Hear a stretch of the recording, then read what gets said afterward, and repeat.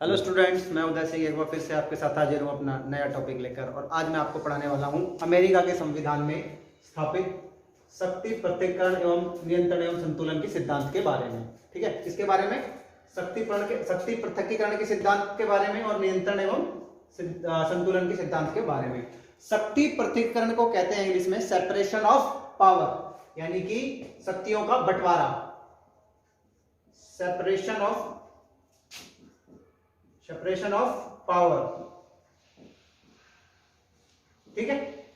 शक्ति पृथक्करण यानी कि सेपरेशन ऑफ पावर, शक्तियों का बंटवारा। और नियंत्रण एवं संतुलन यानी कि एक नियंत्रण बना के रखना, यानी कि एक संतुलन सा बना रहे, इस प्रकार का भी सिद्धांत अपनाया गया है। तो आज हम इसी चीज को डिस्कस करेंगे कि अमेरिका की शासन व्यवस्था में शक्ति पृथक्करण और नियंत्रण एवं संतुलन के सिद्धांत की क्या भूमिका है, क्यों अपनाया गया और इसकी किस प्रकार से ये कार्य करता है। हमारा आज का जो चैप्टर होगा वो इसी के ऊपर होगा कि सेपरेशन ऑफ पावर क्या होता है और उसके साथ साथ नियंत्रण एवं संतुलन क्या चीज है। चेक एंड बैलेंस इसे कहते हैं, नियंत्रण एवं संतुलन को कहते हैं चेक एंड बैलेंस, और इसको कहते हैं सेपरेशन ऑफ पावर। ठीक है, तो सबसे पहले हम जान लेते हैं शक्ति पृथक्करण के अर्थ के बारे में। शक्ति पृथक्करण का अर्थ क्या होता है? देखिए, अमेरिका का जब संविधान बन रहा था 1779 में जो संविधान लागू हुआ अमेरिका का, उसमें जब संविधान वो बनाया जा रहा था, तब संविधान निर्माता ये चाहते थे कि अमेरिकी शासन व्यवस्था में शासन का कोई अंग इतना अधिक ज्यादा शक्तिशाली ना हो जाए कि वो तानाशाह बन बैठे या एक प्रकार से स्वेच्छापूर्ण शासन करने लगे या स्वच्छंदतापूर्ण शासन करने लगे, मतलब अपनी मन मर्जी से चलने लगे, रूल रेगुलेशन से ऊपर जाकर बहुत ही ज्यादा पावरफुल हो जाए। यानी कि किसी भी शासन के अंग को अमेरिकी संविधान निर्माता इतना ज्यादा पावरफुल नहीं होने देना चाहते थे कि वह अपनी मनमानी करने लगे। इसलिए उन्होंने शक्तियों को बांट दिया, यानी कि एक ही व्यक्ति में सारी शक्तियों को समावेशित न करके शक्तियों को बांट दिया। देखिए, सरकार के 3 अंग होते हैं। ठीक है, सरकार के 3 अंग होते हैं। कौन कौन से? विधायिका, कार्यपालिका और न्यायपालिका। ठीक है, पहले क्या होता था? पहले के समय में जो राजा होता था उसी में सारी शक्तियां निवास करती थी, वही अंतिम न्यायाधिकारी होता था, वही असली विधायक होता था। जो राजा आदेश दे वही कानून, और जो वो कहता था वही फॉलो किया जाता था, उसके आदेश का पालन किया जाता था। तो उसमें राजा जो है वह सर्वे सर्वा होता था, तानाशाह टाइप का होता था। लेकिन अमेरिका के जो ये लोग थे, जो संविधान मेकर्स थे, संविधान को बनाने वाले थे, कॉन्स्टिट्यूशन मेकर्स थे, वो ये चाहते थे कि अमेरिका में जो शक्तियां हैं वो किसी एक संस्था में निवास न करके 3 अलग अलग अंगों में निवास करें। तो उन्होंने क्या काम करा? उन्होंने शासन के 3 अंग बनाए, विधायिका, कार्यपालिका और न्यायपालिका, और इनको अपने आप में स्वतंत्र रखा, एक दूसरे से इंटरडिपेंड नहीं होने दिया इस चीज को इन्होंने, यानी कि अलग अलग रखा। फॉर एग्जाम्पल मैं आपको भी इसका बता देता हूं पहले कि देखिए, यहां पर जो विधायिका है अमेरिका में, उसे कांग्रेस कहते हैं। क्या कहते हैं? कांग्रेस। जो अमेरिका में जो संघीय जो विधायिका है उसे कहते हैं कांग्रेस। जैसे कि भारत में संसद का काम क्या है? विधायन करना। विधायन मतलब कानून बनाना। व्यवस्थापिका, ये एक प्रकार से क्या है? व्यवस्थापिका है ये। ठीक है, दूसरी है कार्यपालिका। जैसे कि भारत में क्या है?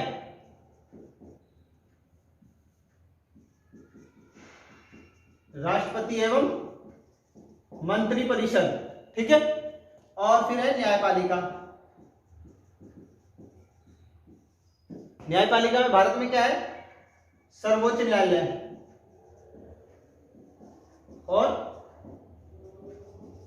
उच्च न्यायालय उसके नीचे और उसके अधीन अन्य न्यायालय। ठीक है, तो इंग्लैंड में भी ऐसा ही है, वहां पर जो कानून बनाने वाली संस्था है वह कांग्रेस है और जो उनको लागू करने वाली संस्था है वह कार्यपालिका है और जो उन कानूनों के आधार पर जो न्याय प्रदान करे वो न्यायपालिका है। ठीक है, लेकिन भारत में क्या होता है, भारत में जो कार्यपालिका होती है यानी कि जो मंत्री परिषद होती है, प्रधानमंत्री और बाकी के मंत्री, वो अनिवार्य रूप से किसके सदस्य होते हैं, संसद के, यानी कि जो संसद के सदस्य होते हैं सांसद, उन्हीं को ही मंत्री बनाया जा सकता है। अगर नहीं है कोई अगर कोई व्यक्ति मंत्री बनाया जाता है और वो संसद का सदस्य नहीं है तो 6 महीने के अंदर अंदर उसे संसद की सदस्यता लेनी पड़ती है। ये कंपलसरी है भारत में कि कोई मंत्री तब मंत्री बनेगा जब वह संसद का सदस्य होगा। लेकिन अमेरिका में इस चीज के लिए उन्होंने क्लियर कहा है कि कोई व्यक्ति यदि राष्ट्रपति के मंत्रिमंडल में शामिल होगा तो वह संसद का सदस्य नहीं बन सकता। तो ये चीजें अलग कर दी गई हैं, यानी कि इन तीनों में से कोई व्यक्ति सिर्फ एक ही अंग का सदस्य होगा एक टाइम पे। और इंडिया में कार्यपालिका के सदस्य अनिवार्य रूप से यानी कि कांग्रेस यानी कि संसद के सदस्य होते हैं। तो ये बात थोड़ी सी अलग है यहाँ पर। क्यों अलग है? क्योंकि ये सेपरेशन ऑफ पावर चाहते थे, ये नहीं चाहते थे कि खासकर विधायिका और कार्यपालिका एक ही शक्ति के अंडर रहें। ये इसलिए ये दोनों चीजों को अलग अलग चाहते थे। इसकी वजह क्या है? इसकी वजह यही है कि ये पावर का सेपरेशन बना रहे, पावर एक ही जगह पर इकट्ठी ना हो जाए जिससे कि वो तानाशाह बन जाए। ठीक है, तो इसका अर्थ यही है शक्ति पृथक्करण का कि शक्तियों का डिस्ट्रीब्यूशन, शक्तियों का विभाजन, शक्तियों को बांट देना, वजह कि एक संस्था या एक व्यक्ति तानाशाह ना बन जाए। अमेरिकी संविधान और शक्ति पृथक्करण, मतलब किस प्रकार का शक्ति पृथक्करण हो रखा है अमेरिका में? देखिए, अमेरिका में निम्न प्रकार से शक्ति पृथक्करण को देखा जा सकता है। शासन के तीनों अंगों के सदस्यों के चयन की भिन्न प्रक्रिया है। कितने अंग है शासन के? ऐसी बात है, सरकार के 3 अंग होते हैं, मैंने बताया था सरकार के 3 अंग होते हैं, शासन 3 अंगों के माध्यम से होता है, विधायिका, कार्यपालिका और न्यायपालिका। ठीक है, विधायिका के सदस्य अलग तरीके से चुने जाते हैं, कार्यपालिका के सदस्य अलग तरीके से चुने जाते हैं और न्यायपालिका के सदस्य अलग तरीके से चुने जाते हैं। कहां पे? अमेरिका में। अमेरिका में जो विधायिका के जो सदस्य होते हैं वो जनता द्वारा, ठीक है, जनता द्वारा चुने जाते हैं, प्रत्यक्ष विधि द्वारा। और जो कार्यपालिका के जो सदस्य होते हैं यानी कि राष्ट्रपति, वो जनता द्वारा अप्रत्यक्ष रूप से चुने जाते हैं। और जो न्यायपालिका होती है उनका चयन किसके द्वारा किया जाता है? उनका चयन किया जाता है कार्यपालिका के द्वारा, यानी कि राष्ट्रपति द्वारा न्यायपालिका के सदस्यों का चुनाव किया जाता है, चयन किया जाता है। तो इनकी जो चयन की जो अलग अलग प्रोसेस है, ठीक है, उसके कारण भी शक्तियों का पृथक्करण बन जाता है। कोई जनता द्वारा चुना जाता है प्रत्यक्ष रूप से, कोई जनता द्वारा अप्रत्यक्ष रूप से चुना जाता है और कोई कार्यपालिका के द्वारा चयनित होता है। ठीक है, दूसरा जो पॉइंट है वो ये है, शासन के एक ही अंग की सदस्यता का प्रावधान। ऐसा कह रखा है कि सरकार के 3 अंग हैं, विधायिका, कार्यपालिका और न्यायपालिका। एक व्यक्ति एक समय पे सिर्फ एक ही अंग का सदस्य हो सकता है, जबकि भारत में जो सदस्य कार्यपालिका का सदस्य है यानी कि जो मंत्री है उसे अनिवार्य रूप से विधायक भी होना पड़ेगा, आई मीन सांसद भी होना पड़ेगा। तो यहाँ पर भारत में इन दोनों का सदस्य होता है एक व्यक्ति, लेकिन अमेरिका में ये तीनों ही सदस्य, एक व्यक्ति तीनों में से किसी एक का ही सदस्य हो सकता है एक टाइम पे। नेक्स्ट, सरकार के विभिन्न अंगों का अलग अलग कार्यकाल। देखिए, सरकार के जो विभिन्न अंग है, विधायिका, कार्यपालिका और न्यायपालिका, इन सभी के अलग अलग टाइम पीरियड है। फॉर एग्जांपल, विधायिका यानी कि सांसदों का कार्यकाल देखो, सांसद 2 प्रकार के होते हैं वहां पे, एक सीनेट और दूसरे प्रतिनिधि सदन के। प्रतिनिधि सदन के सदस्य 2 वर्ष के लिए चुने जाते हैं और सीनेट के सदस्य 6 वर्ष के लिए चुने जाते हैं। ठीक है, तो यहाँ पर 2 वर्ष और 6 वर्ष अलग अलग टाइम पीरियड आ गया। अब कार्यपालिका की बात कर लेते हैं, तो कार्यपालिका में राष्ट्रपति आता है, राष्ट्रपति का कार्यकाल सिर्फ 4 वर्ष के लिए है। और अब बात करते हैं न्यायपालिका। न्यायपालिका की जो नियुक्ति होती है, न्यायपालिका के जो न्यायाधीश होते हैं उनकी नियुक्ति आजीवन होती है। ठीक है, इनका अलग अलग कार्यकाल है, इसलिए इस हिसाब से भी पावर बटी हुई है। नेक्स्ट, विभिन्न अंगों के सदस्यों के उत्तरदायित्व के संबंध में भिन्नता। भैया ये जो विभिन्न जो अंग हैं शासन के, कौन से अंग हैं? कार्यपालिका, विधायिका और न्यायपालिका। इन तीनों अंगों के जो सदस्य होते हैं वो अलग अलग चीजों के लिए उत्तरदायी हैं। फॉर एग्जाम्पल, जैसे कि विधायिका की बात करें हम, विधायिका में, यानी कि कांग्रेस की बात करें हम, अमेरिका में क्या कहते हैं विधायिका को, संसद को कांग्रेस। कांग्रेस के 2 सदन है, सीनेट और प्रतिनिधि सभा। सीनेट अपने राज्य के प्रति उत्तरदायी है, सीनेट के सदस्य, और प्रतिनिधि सदन के सदस्य उस जिले के जनता के प्रति उत्तरदायी है जिस जिले से वो चुन के आते हैं। ठीक है, ये तो जिले के जनता के लिए और ये राज्य के लिए सीनेट, ठीक है, ये इसके लिए उत्तरदायी हो गए हैं। अब हम बात करें कार्यपालिका की, तो कार्यपालिका की हम बात करें तो कार्यपालिका में जो राष्ट्रपति के जो सचिव होते हैं वो व्यक्तिगत रूप से किसके प्रति उत्तरदायी होते हैं, राष्ट्रपति के लिए उत्तरदायी होते हैं। जबकि भारत जैसे देश में जो मंत्री परिषद होती है वो पूरी की पूरी संसद के लोकसभा के प्रति उत्तरदायी होती है। लेकिन यहां पर कार्यपालिका यानी कि जो राष्ट्रपति के जो मंत्री होते हैं वो व्यक्तिगत रूप से मंत्री के प्रति, राष्ट्रपति के प्रति ही उत्तरदायी होते हैं। अगर हम बात करें न्यायपालिका की, न्यायपालिका यानी कि सर्वोच्च न्यायालय किसके प्रति उत्तरदायी होता है, तो न्यायपालिका सर्वोच्च न्यायालय होती है संविधान के प्रति उत्तरदायी। क्यों? क्योंकि वह संविधान की ही व्याख्या करती है और संविधान के प्रति उत्तरदायी होती है। संविधान उनसे पूछता है कि तुम्हें क्या करना है और क्या नहीं करना है। तो ये जो कुछ मेन पॉइंट्स हैं, जैसे कि 3 अंगों के सदस्यों के चयन की प्रक्रिया, एक ही अंग का सदस्य होना और विभिन्न अंगों का अलग अलग कार्यकाल, और साथ ही एक समय पर सदस्यों का अलग अलग उत्तरदायित्व, अलग अलग लोगों के प्रति उत्तरदायित्व, इन सब चीजों से इनका जो क्या नाम है, जो सेपरेशन है किसी भी अंग का वो अलग हो जाता है। यानी कि हर एक अंग अपने कार्य को लेकर अलग भूमिका निभाता है और वह स्वतंत्र होता है। यानी कि विधायिका का जो कार्य है कानून निर्माण करना, उसमें वह सर्वेसर्वा है, ये काम विधायिका का दे दिया कानून बनाने का। अब बनाए हुए कानूनों को लागू करने का काम दे दिया कार्यपालिका को, जिसके लिए राष्ट्रपति जिम्मेदार है। और उन कानूनों के आधार पर या संविधान के आधार पर न्याय प्रदान करने का काम न्यायपालिका को दे दिया, जिसका सर्वेसर्वा कौन हो गया, सुप्रीम कोर्ट। तो ध्यान रहे यहां पर विधायन के क्षेत्र में सर्वेसर्वा हो गई है कांग्रेस, कानूनों को लागू करने के क्षेत्र में सर्वेसर्वा हो गया है राष्ट्रपति, और उन कानूनों के आधार पर न्याय प्रदान करने के क्षेत्र में सर्वेसर्वा हो गया है सर्वोच्च न्यायालय। अब देखिए तीनों अंग अपने अपने क्षेत्र में सर्वेसर्वा हैं, लेकिन शासन तब चलता है जब एक दूसरे के साथ सहयोग करें। अगर सहयोग नहीं करेंगे तो शासन नहीं चल पाएगा, सब अपनी अपनी डफली अपना अपना राग वाला सीन हो जाएगा। इसलिए जरूरत है कि ये तीनों अलग अलग स्वतंत्र रहते हुए भी, स्वतंत्र इसलिए रखा गया कि तीनों अगर एक में रख दिए तो व्यक्ति पावरफुल हो जाएगा, जो कि अमेरिका के लोग नहीं चाहते थे। उन्होंने अलग अलग रख दिया तो इससे एक समस्या उत्पन्न हो गई कि ये अपनी अपनी डफली अपना अपना बड़ा राग अलापेंगे, तो इससे शासन ही नहीं चलेगा, देश ही पूरा बर्बाद हो जाएगा, शासन व्यवस्था ही फेल हो जाएगी। तो इसके लिए उन्होंने क्या करा, इसके लिए उन्होंने शक्ति पृथक्करण के सिद्धांत में एक सिद्धांत और जोड़ दिया, कौन सा, चेक एंड बैलेंस का, यानी कि नियंत्रण एवं संतुलन का सिद्धांत। यानी कि अब इनको हमने अलग अलग शक्तियां तो दे दी तीनों को और सर्वेसर्वा बना दिया। अब ये अगर अपनी अपनी डफली अपना अपना राग करने लगे तो इन्हें कैसे कंट्रोल किया जाएगा, इन्हें इस सिद्धांत के तहत कंट्रोल किया जाएगा, नियंत्रण एवं संतुलन के सिद्धांत के तहत। यानी कि एक संतुलन स्थापित किया जाएगा। वो कैसे होगा, वो ऐसे होगा कि इसमें एक अंग दूसरे अंग पर उचित नियंत्रण स्थापित करेगा और एक समन्वय बनाकर रखेगा, जिसे कि संतुलन बना रहे, यानी कि एक अंग दूसरे अंग पर इस प्रकार से नियंत्रण करेगा कि संतुलन बना रहे। यानी कि कांग्रेस, कार्यपालिका यानी कि राष्ट्रपति और न्यायपालिका यानी सर्वोच्च न्यायालय, तीनों एक दूसरे को इस प्रकार से नियंत्रित करेंगे कि पावर में बैलेंस बना रहे, कोई भी अंग ज्यादा शक्तिशाली ना बन पाए और बैलेंस खराब ना हो। ठीक है, तो अब हम बात करते हैं किसकी, नियंत्रण एवं संतुलन के सिद्धांत की। देखिए नियंत्रण एवं संतुलन के सिद्धांत में कांग्रेस की जो शक्ति है उसके ऊपर किस प्रकार से नियंत्रण लगाया गया है। कांग्रेस की शक्ति पर नियंत्रण इस प्रकार से लगाया गया है, देखिए कांग्रेस संघीय कानूनों पर, संघीय विषयों पर कानून बना सकती है।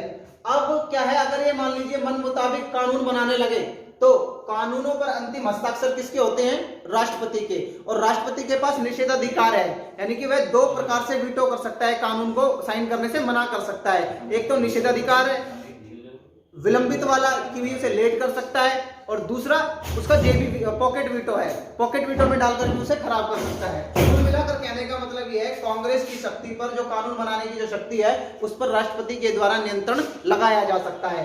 एक तो राष्ट्रपति के द्वारा नियंत्रण लग जाएगा कि भैया वो वीटो कर दे किसी भी कानून पे। दूसरा पॉइंट ये है कि जो कानून बनाया गया है उसे सर्वोच्च न्यायालय रद्द भी कर सकता है अगर वह कानून के खिलाफ, संविधान के खिलाफ पाया गया। तो देखो राष्ट्रपति के द्वारा भी यहाँ पर नियंत्रण हो गया, और किसके द्वारा, सुप्रीम कोर्ट के द्वारा भी नियंत्रण किसके ऊपर लग गया, कांग्रेस की शक्ति के ऊपर लग गया है। ठीक है, अब हम बात करते हैं किसकी, राष्ट्रपति की शक्तियों पर, कि भैया राष्ट्रपति के ऊपर कैसे नियंत्रण लगाया जाएगा। राष्ट्रपति के ऊपर ऐसे नियंत्रण लगाया जाएगा, फॉर एग्जाम्पल अगर वह राष्ट्रद्रोह करे या अन्य कोई गंभीर अपराध करे या संविधान के उलट कुछ बातें करने लगे, तो कुल मिलाकर देखिए भ्रष्टाचार करे या फिर वह गंभीर अपराध करे या कोई देशद्रोह जैसा कोई कार्य करे, तो उसके लिए राष्ट्रपति पर महाभियोग लगाया जा सकता है। महाभियोग कौन लगाएगा, कांग्रेस।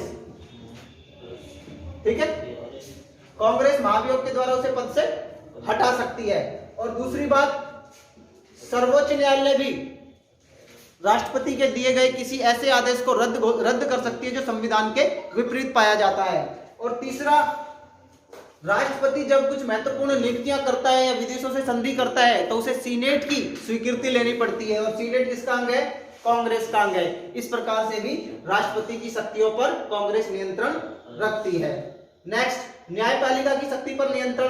न्यायपालिका की शक्ति पर किस प्रकार नियंत्रण रखा जाता है, अगर मान लीजिए न्यायपालिका ही ज्यादा अपने क्षेत्र से निकलकर कार्य करने लगे तो उसे कैसे टैकल किया जाएगा। देखिए उसे ऐसे टैकल किया जाएगा कि न्यायपालिका के जो न्यायाधीश होते हैं उनके खिलाफ भी महाभियोग लाया जा सकता है। ठीक है, दूसरी बात क्या है कि जो इनके जो जजेस होते हैं उनकी नियुक्ति राष्ट्रपति के द्वारा की जाती है सीनेट की सहमति से। तो इस प्रकार से भी इनकी क्या नाम है, इनके ऊपर कंट्रोल लगाया जा सकता है, उनकी नियुक्तियों के जरिए या उनको पद से हटाकर इनके ऊपर कंट्रोल किया जा सकता है। नेक्स्ट, कांग्रेस का एक दूसरे सदन पर नियंत्रण, यानी कि कांग्रेस के जो दो सदन है, प्रतिनिधि सभा और दूसरा सीनेट, ये दोनों एक दूसरे के ऊपर भी नियंत्रण स्थापित करके रखते हैं, क्योंकि कोई भी विधेयक तभी पारित होता है जब दोनों सदनों से उसे पारित कर दिया जाता है, और इस मामले में दोनों ही सदन की शक्तियां समान है। नेक्स्ट, संघीय व राज्य सरकारें एक दूसरे पर नियंत्रण बना के रखती हैं। अच्छा, इंपॉर्टेंट फैक्ट क्या है कि संघ सरकार और राज्य सरकार दोनों के पास संविधान से शक्तियां मिली हुई हैं, और दोनों को अपने अपने क्षेत्र में पूर्ण शक्तियां प्राप्त हैं, और दोनों क्या नाम है, एक दूसरे से बिल्कुल शक्तियों के मामले में अलग हैं। ठीक है, तो इस मामले में मान लीजिए संघीय सरकार कुछ ऐसा कार्य करती है, ऐसा संशोधन करती है संविधान में जो कि राज्यों को पसंद नहीं आता, तो वह उस पर अपनी सहमति नहीं देंगे। और संविधान में संशोधन के लिए जरूरी है कि 3/4 राज्य, यानी कि 50 राज्य हैं, तो 50 राज्य का 3 हिस्सा, एक हिस्सा छोड़ दें, यानी कि 13 कुछ हटा दे तो लगभग 37 राज्य उस संशोधन को एक्सेप्ट करें, तभी कोई संविधान में संशोधन हो सकता है। इतनी कठोर प्रक्रिया है वहां की। ठीक है, अब तक सिर्फ 27 संशोधन हुए, तो उस संशोधन को होने नहीं देगी कौन, राज्य सरकारें एक ऐसे संशोधन को होने नहीं देगी जिस संशोधन को कौन चाहता है करना, संघीय सरकार करना चाहती है। ठीक है, तो इस प्रकार से संघीय शक्तियों पर राज्य सरकारें नियंत्रण लगा सकती हैं, और संघीय सरकार भी राज्य सरकारों पर नियंत्रण लगाती है यदि वो ऐसा कोई कार्य करने लगे जो संविधान के विपरीत है, या गणतंत्री शासन व्यवस्था को खत्म करके राजतंत्री शासन व्यवस्था लागू करना चाहते हैं कोई राज्य सरकार, तो केंद्र सरकार बिल्कुल नहीं करने देगी। ये उसका दायित्व है कि वह उन्हें रोक दे और गारंटी दे कि यहाँ पर गणतंत्री सरकार ही रहेगी। तो इस प्रकार से शक्ति पृथकीकरण एवं नियंत्रण एवं संतुलन का सिद्धांत कार्य करता है अमेरिका में। यानी कि अमेरिका के जो तीनों अंग हैं उनके अलग अलग कार्य हैं, उन तीनों अंगों को किसी भी हालत में बहुत ज्यादा शक्तिशाली नहीं बनने देना चाहते थे अमेरिका के लोग, इसीलिए शक्ति पृथक्करण के सिद्धांत को अपनाया गया, उनकी शक्तियों को बांट दिया गया है। अब बांटने की वजह से जो प्रॉब्लम्स हो सकती थी उन प्रॉब्लम्स को सॉर्ट आउट करने के लिए उन्होंने नियंत्रण एवं संतुलन का सिद्धांत भी दिया है कि कोई अंग बहुत ही ज्यादा शक्तिशाली हो जाए अपने क्षेत्र में और दूसरे अंगों को कुछ समझे ही ना, तो उसके लिए इलाज बना दिया क्या, नियंत्रण एवं संतुलन का, कि अगर तुम कुछ गलत काम करोगे तो हम आपको इस प्रकार से हैंडल कर लेंगे, यानी कि एक अंग दूसरे अंग को हैंडल कर लेगा। ये है चेक एंड बैलेंस, क्योंकि हर अंग का दूसरे अंग पर नियंत्रण स्थापित करवा दिया गया है। ठीक है, तो आई होप आपको समझ में आ गया होगा। आज के लिए इतना ही काफी है। Thank you.